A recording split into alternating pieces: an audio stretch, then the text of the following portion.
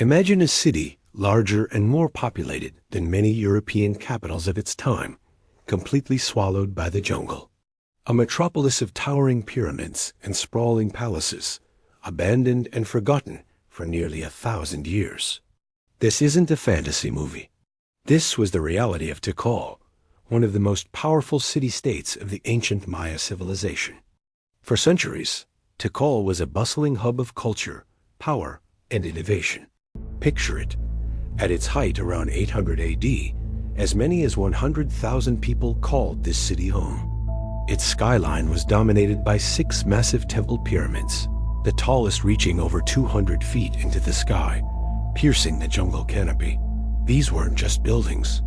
They were stairways to the heavens, centers for astronomical observation and sacred rituals, built to honor the city's divine rulers.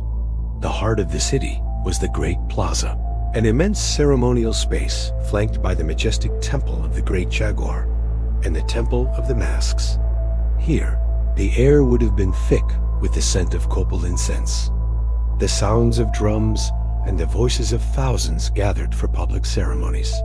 Kings, adorned in jade and brilliant feathers, would have addressed their people from the tops of these temples, their power echoing across the plaza. Beyond the ceremonial core, a vast network of causeways, known as sakbib, connected different parts of the city. These paved roads cut through the dense rainforest, leading to residential compounds, marketplaces, and smaller temple complexes. Think of it like a modern highway system, but for a city thriving over a millennium ago. Life here was complex and stratified, with skilled artisans crafting exquisite pottery and jade carvings, scribes recording history in intricate hieroglyphs, and farmers cultivating maize, beans, and squash to feed the teeming population. But then, something went wrong. Around the 9th century, the pulse of Tikal began to slow. Construction stopped. The last dated monument was erected in 869 AD. One by one, the palaces were emptied, the causeways fell silent, and the people began to leave. Why? The exact reasons are still debated by archaeologists. Was it prolonged drought? Endemic warfare between rival Maya states? Environmental degradation from overpopulation? Or a combination of all these factors? Whatever the cause, the result was the same. The great city of Tikal was abandoned. For the next 1,000 years, the jungle reclaimed what was once its own. The relentless green tide of nature washed over the city. Thick vines wrapped around the stone temples, their roots prying apart massive limestone blocks. The Great Plaza, once a stage for kings and priests, became a quiet clearing, home only to howler monkeys and jaguars. The towering pyramids, once visible for miles, disappeared beneath a cloak of trees and earth, becoming little more than strange, unnaturally steep hills in the landscape. Local communities living in the Petan region likely knew of these hills, passing down stories of a lost city of giants. But to the outside world, Tikal had vanished from memory. It was a ghost city, a silent testament to a collapsed civilization, its grandeur and history locked away beneath the suffocating embrace of the jungle. It would lie dormant, waiting patiently for centuries, until the day when explorers would once again stumble upon its secrets, and the silent stones of Tikal would begin to tell their story once more. Thanks for watching. If you were fascinated by the story of this incredible lost city, don't forget to hit that like button and subscribe for more journeys into the forgotten corners of history. See you next time. Imagine standing before a massive snake, a quarter-mile long, winding its way across the landscape. This isn't a scene from a fantasy movie. It's the Great Serpent Mound in rural Ohio, one of the most enigmatic ancient earthworks in the world. But who built this colossal serpent, and why? For a long time, historians had different ideas, but recent discoveries are finally shedding light on this ancient mystery. For decades, the Adena culture, who lived around 300 BC, were credited with its construction. They were known for their burial mounds, and it seemed plausible. Then, Another theory pointed to the fourth ancient culture, who came much later. Around 1000 AD, the evidence was confusing, with artifacts from both periods found nearby. It was a historical puzzle that left everyone guessing. But the real breakthrough came from a place you might not expect, inside the mound itself. In 2014, a team of archaeologists decided to conduct new, careful excavations. Using advanced radiocarbon dating on charcoal samples found deep within the serpent's coils, they got their answer. The results were stunning.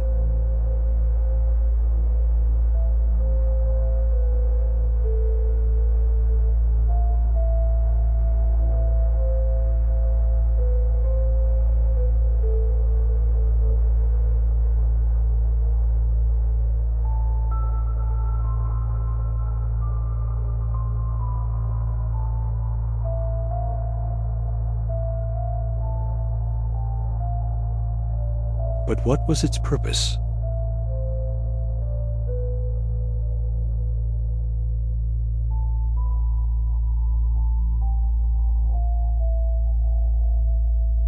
This wasn't just a random pile of dirt. It was a massive astronomical calendar, a way to track the seasons and connect with the cosmos. The serpent appears to be uncoiling and swallowing an oval shape, which many believe represents the sun, an egg, or maybe even another celestial body. Think about the sheer scale of this project. Without modern tools, without the wheel, thousands of people moved tons of earth, basketful by basketful, to create this precise and lasting monument. It speaks to a society that was incredibly organized, deeply spiritual, and had a sophisticated understanding of the world around them. They were astronomers, engineers, and artists, all rolled into one. The Great Serpent Mound isn't just a relic of the past. It's a testament to the ingenuity and cosmic curiosity of its ancient builders. It reminds us that long before written history, people were looking up at the stars, trying to find their place in the universe, just like we do today. Thanks for joining me on this journey back in time. If you found this as fascinating as I do, hit that like button and subscribe for more explorations into ancient mysteries. See you next time. Have you ever heard of a superpower vanishing almost overnight? I'm not talking about a movie plot. I'm talking about the Hittite Empire. Around 3,200 years ago, they were one of the most formidable powers in the ancient world, rivals to the mighty Egyptians. They controlled vast territories, possessed advanced iron-working technology, and built magnificent cities. Their capital, Hattusa, was a fortress of stone and might, home to thousands. They signed the world's first known peace treaty, the Treaty of Kadesh, with Ramesses the Great. They were, by all accounts, a civilization at its peak. And then, they were gone. It's one of history's greatest mysteries. Within a single generation, this sprawling, powerful empire collapsed. Its cities were abandoned, and its people seemingly vanished from the historical record. For centuries, the Hittites were almost completely forgotten, reduced to just a few obscure mentions in the Bible. It was as if a civilization that had thrived for over 500 years was simply erased from the face of the earth. So, what happened? How could a kingdom that stood toe-to-toe with Egypt just disappear? For a long time, historians pointed to a single cause: invasion. The prime suspects were a mysterious group known as the Sea Peoples.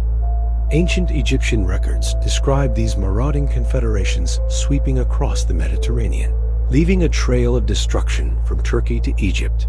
It's a compelling story, a wave of invaders so powerful they could topple an empire. And indeed, archaeological evidence shows that many Hittite cities, including Hattusa, were violently destroyed and burned around this time. It seemed like an open and shut case, but modern science is telling us a more complex and, frankly, more terrifying story. The answer might not have come from the sea, but from the sky. Scientists recently analyzed ancient juniper trees that grew in central Turkey during the Hittite era. By studying the tree rings, they can reconstruct the climate of the past with incredible precision. And what they found was shocking. Right around the time the Hittite Empire collapsed, the region was hit by a brutal, prolonged drought. We're not talking about a dry summer. We're talking about 3 consecutive years of extreme, severe drought. From 1198 to 1196 BCE, imagine being a Hittite farmer. Your entire society depends on the grain you grow. The first year, the rains don't come. You get by on stored reserves, hoping for a better next year. The second year, it's even drier. Panic starts to set in. Food stores are empty. People are starving. The third year, there's nothing. Absolute desperation. A society built on agriculture can't survive without water. The state can't feed its people or its army. The entire system breaks down. This catastrophic climate change provides a crucial piece of the puzzle. The drought would have triggered a domino effect. Widespread famine would lead to social unrest and internal rebellions. People would abandon the cities in a desperate search for food and water. The centralized government in Hattusa would lose control. The mighty Hittite army, weakened by hunger, would be unable to defend its borders. So when the Sea Peoples did arrive, they weren't attacking a strong, unified empire. They were kicking down the door of a house that was already collapsing from within. The invasions weren't the cause of the collapse. They were the final, fatal blow to an empire already on its knees. This combination of climate change, famine, and invasion created the perfect storm that wiped the Hittites off the map. Their great cities were left to crumble into ruin. Their language was forgotten, and their incredible history was buried under layers of dirt and time. It's a sobering reminder of how fragile even the mightiest civilizations can be. The story of the Hittites isn't just ancient history. It's a powerful lesson about the profound impact of environmental change and how quickly the world we take for granted can disappear. What do you think was the main reason for their collapse? Let me know in the comments below. Thanks for watching, and if you enjoyed this journey into the past, don't forget to like and subscribe for more historical mysteries. Have you ever wondered what humanity has lost? Not just misplaced keys or forgotten memories, but entire libraries of knowledge, burned, buried, and erased from history. Today, we re-embarking on a journey to find the lost libraries of the ancient world and imagine the treasures they held. Our first stop is the most famous of all, the Great Library of Alexandria. This wasn't just a building. It was the intellectual heart of the ancient world. Founded by Ptolemy I in the 3rd century BCE, it aimed to collect all the world's knowledge. Scholars from across the globe gathered here to study, translate, and create. Imagine scrolls containing the complete works of Greek tragedians like Sophocles, of which we only have a fraction today. What about Aristotle's personal library, filled with his research on everything from biology to politics?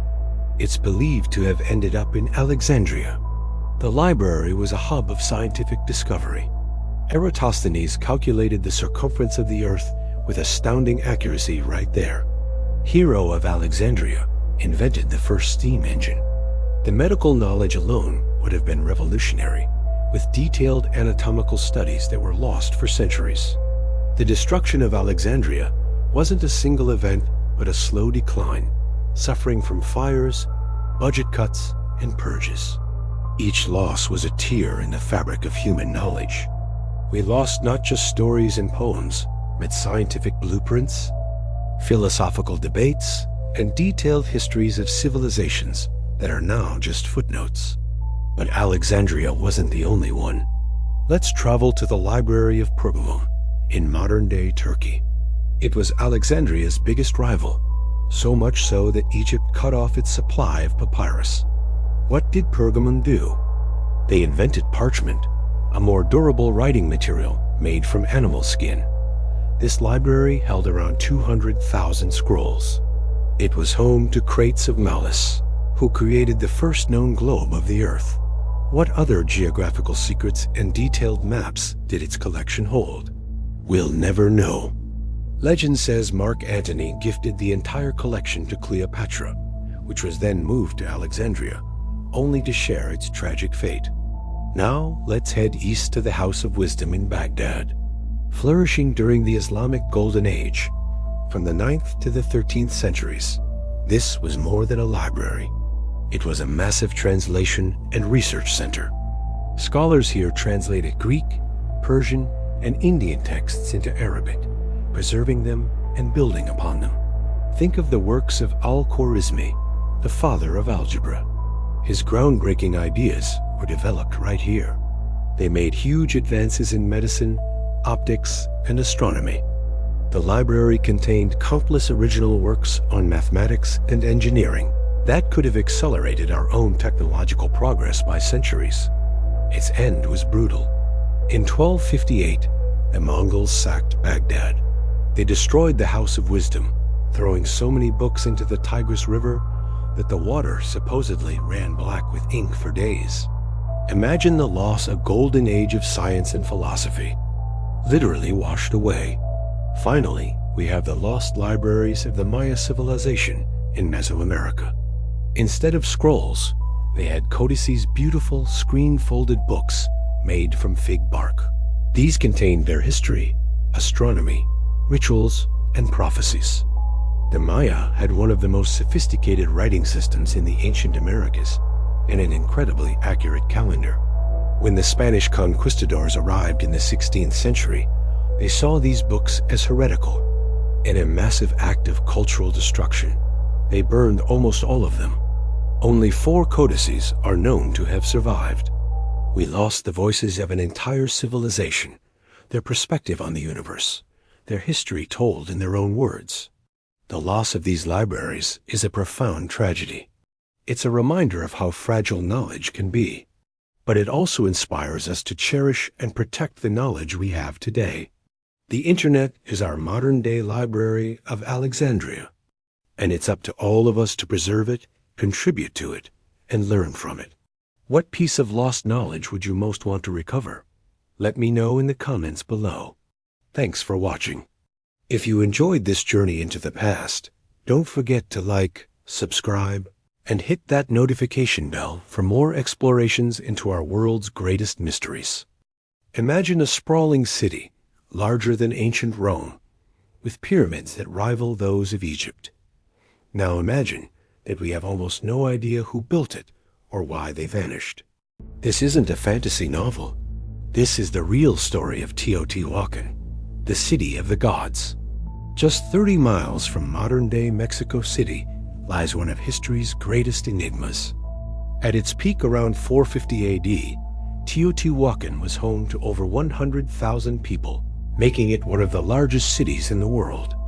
Its people constructed monumental structures aligned with the stars, the massive pyramid of the sun, the elegant pyramid of the moon, and the hauntingly beautiful temple of the feathered serpent. The city's main thoroughfare, the Avenue of the Dead, stretches for over a mile, a silent testament to a sophisticated, powerful civilization. But who were these people? It's a question that has baffled archaeologists for decades. Unlike the Maya or the Aztecs, the builders of Teotihuacan left behind no written language, no king lists, no stories of their triumphs. Their art is abstract and impersonal, focusing on deities and cosmic forces rather than individual rulers. Were they the ancestors of the Toltecs, a multicultural hub of different peoples from across Mesoamerica? The evidence is tantalizing but inconclusive. We see influences from Zapotec and Maya regions, suggesting it was a cosmopolitan center, but the core identity of its founders remains a complete mystery. Even their name is lost to time. Teotihuacan is what the Aztecs called it when they discovered the abandoned city centuries later. Awed by its grandeur, they believed it was a holy place where the gods themselves had been born. They incorporated its deities into their own pantheon and made pilgrimages to its sacred ruins. The name they gave it, in their Nahuatl language, means the place where the gods were created. The city thrived for over 500 years, A dominant force in Mesoamerica, its influence stretching for hundreds of miles. Its obsidian tools and distinctive pottery have been found in archaeological sites all across the region, a sign of a vast trade network and cultural power. They built complex apartment compounds with colorful murals and advanced drainage systems, indicating a highly organized urban society. Then, around the year 550 AD, it all came to an end. But this wasn't a slow decline. Archaeological evidence points to a sudden, violent catastrophe. Major buildings along the Avenue of the Dead were systematically burned. Temples were looted, and statues of the gods were smashed. Was it an external invasion? A brutal civil war? A peasant uprising against a tyrannical ruling class? Some theories suggest prolonged drought and resource depletion led to societal collapse, culminating in a fiery revolt. The people didn't just leave. They seemed to have intentionally desecrated their own holy sites before disappearing from the historical record. By the time the Aztecs stumbled upon it, Teotihuacan had been a ghost city for centuries, its stone pyramids slowly being reclaimed by nature. Today, it's a UNESCO World Heritage Site, and the mystery only deepens with every new discovery. We can walk its silent avenues and climb its towering pyramids, but we are still outsiders, looking in on a brilliant civilization that chose to erase its own story. Who built the city of the gods, and where did they go? It's a puzzle that reminds us how even the mightiest empires can vanish, leaving behind more questions than answers. What do you think happened to the people of Teotihuacan? Let me know your theories in the comments below.